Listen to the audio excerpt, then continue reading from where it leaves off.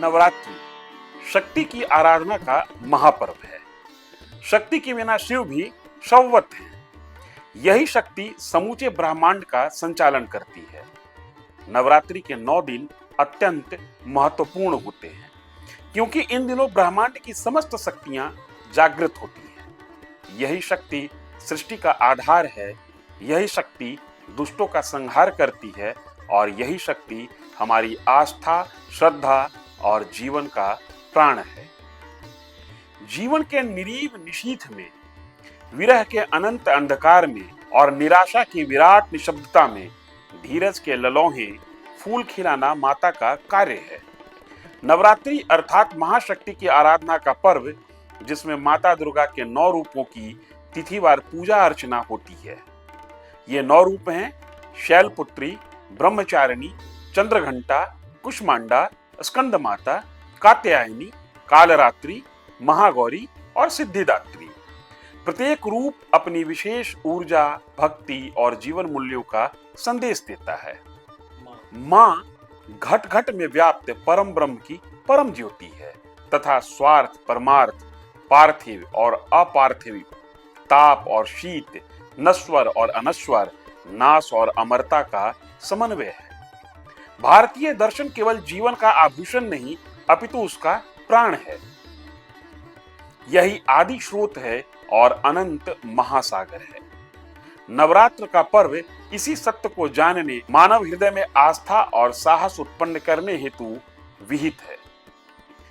पितृपक्ष के बाद जगत की मोह की जड़ता को पिघला देने वाली ज्वालाओं का यह अभिनय, जुग जुगाती मंदालस ताराओं को हड़बड़ा देने वाली यह जागृति की महाप्रेरणा है। हमारी दिशाएं अंधकार से घिरी हुई हैं। जगत धात्री आत्मविस्मृति में पड़ी है। उनका आनंद बोध कराने हेतु विरुद्ध भावोदय आवश्यक है। जब तक शिव के तांडव का मर्मज्ञ ताल नहीं मिलता, तब तक जगदम्बा की तल्लीना भंग नहीं होती और जब तक वे आकुल नहीं होती, शिव की तृप्ति संभव नहीं। नवरात्रि इसी अराजकता और अशांति से पार पाने का पर्व है। नवरात्रि केवल शक्ति की पूजा ही नहीं, बल्कि सामाजिक संदेश का पर्व भी है।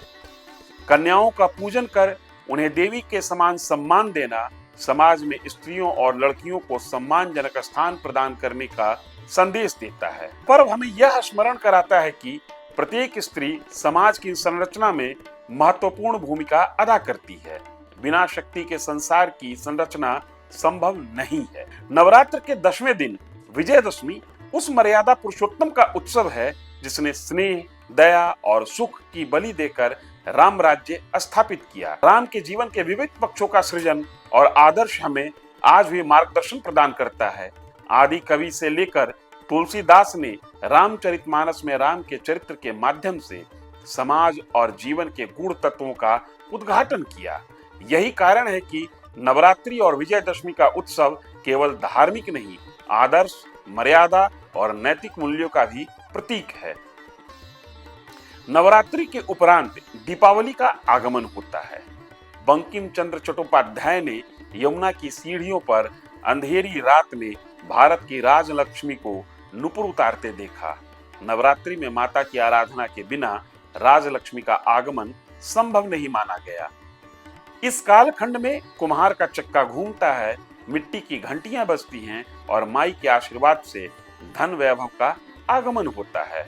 यह परंपरा और लोक धर्म हमारी संस्कृति की जीवंतता और आत्मिक समृद्धि का प्रतीक है। अंततः नवरात्रि केवल धार्मिक पर्व नहीं, अपितु जीवन के गहन तत्वों, समाज में स्त्रियों के स्थान, नैतिक मूल्यों, साहस, धैर्य और सामूहिक चेतना को जागृत करने का महापर्व है।